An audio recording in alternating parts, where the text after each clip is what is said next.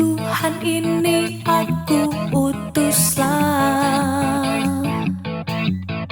jadikanku alat bagimu, melakukan apapun perintahmu. Shalom, sahabat kabar baik di Indonesia, bahkan dimanapun setiap sahabat saudara berada. Saya Pendeta Buce Daud Pati. Kembali saat ini kita berjumpa untuk mendengarkan kabar baik.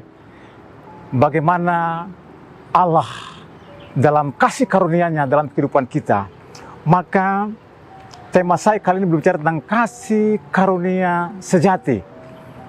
Sahabat yang terkasih, kasih karunia atau anugerahnya adalah sesuatu yang sangat luar biasa.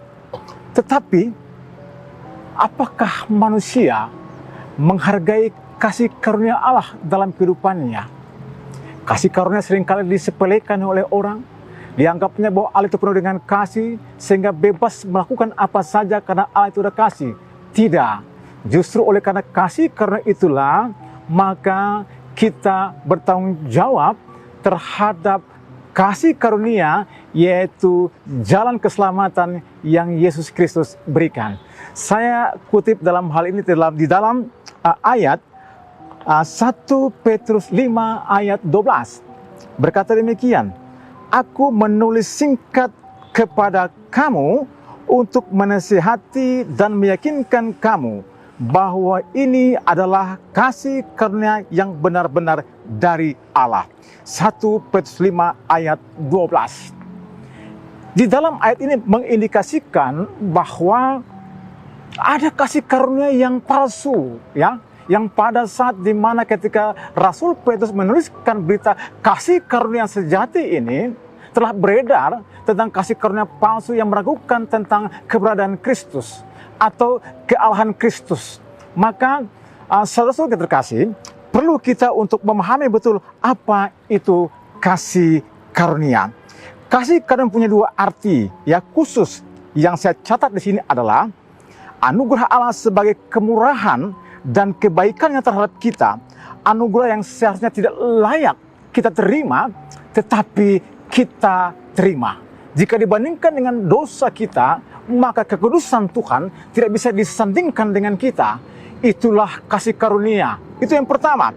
Yang kedua, kasih karunia sebagai kesanggupan dan kekuatan ilahi, suatu kuasa yang mengubah, memampukan dan memberikan kekuatan kepada setiap kita. Siapa sumber kasih karunia itu? Ya, Yohanes 3:16 berkata, "Karena begitu besar kasih Allah akan dunia ini, sehingga Ia telah mengurniakan anak yang tunggal, supaya setiap orang yang percaya kepada Kristus, kepadanya tidak binasa, melainkan memperoleh hidup yang kekal." Sahabatku yang terkasih, di dalam 1 Petrus 1, ya, itu berbicara tentang bagaimana kasih karunia berkali-kali ditekankan oleh Rasul Petrus. Ya, betapa pentingnya kehidupan umat Allah untuk menyadari betul bahwa kita tidak bisa keluar daripada kasih karunia itu. Karena dalam kasih karunia itu kita mendapatkan kekuatan, kita mendapatkan kemampuan, kita mendapatkan satu pengertian untuk menjalani kehidupan ini dengan sesungguhnya. Kita mampu untuk membedakan mana yang jahat dan mana yang tidak. Karena kenapa? Kasih karunia Allah itu meliputi akan kehidupan setiap saudara dan saya. Maka satu-satunya, ya, hal penting yang perlu kita pegang dalam kehidupan kita adalah tetaplah setia pada Kristus. Berjalanlah dalam perkataan firman-Nya, sehingga engkau mengetahui bahwa hidupmu ada karena kasih karunia. Sehingga engkau bisa mempertanggungjawabkan kehidupanmu untuk kemuliaan Tuhan. Hidup ini bukan milikmu. Jika kita compare dengan ayat yang lainnya, maka di dalam surat-surat yang lainnya, maka kita ketemukan bahwa hidupmu bukan milikmu. Hidupmu milik Tuhan. Karena engkau telah ditebus, engkau telah dibeli dengan harga yang lunas dibayar oleh kasih karunia Allah. Maka berjalanlah terus di dalam kebenaran. Peganglah itu terus di dalam kehidupan setiap saudara. Dekatkan diri saudara melalui doa, pujian, penyembahan. Dan jangan lupa melakukan tugas panggilannya, yaitu penginjilan, misi. Maka di dalam konteks misi itu, saudara tidak akan lemah, saudara tidak akan terikat oleh sebuah doktrin, tetapi saudara memahami bahwa hidupku ada karena kasih karunia Tuhan, dan di dalamnya aku harus melakukan amanatnya, bermisi, yaitu menebarkan kasih sayang kepada semua orang tanpa memilih-milih, berbuat baik kepada siapapun tanpa memilih, karena engkau pun hidup oleh karena kasih karunia Tuhan.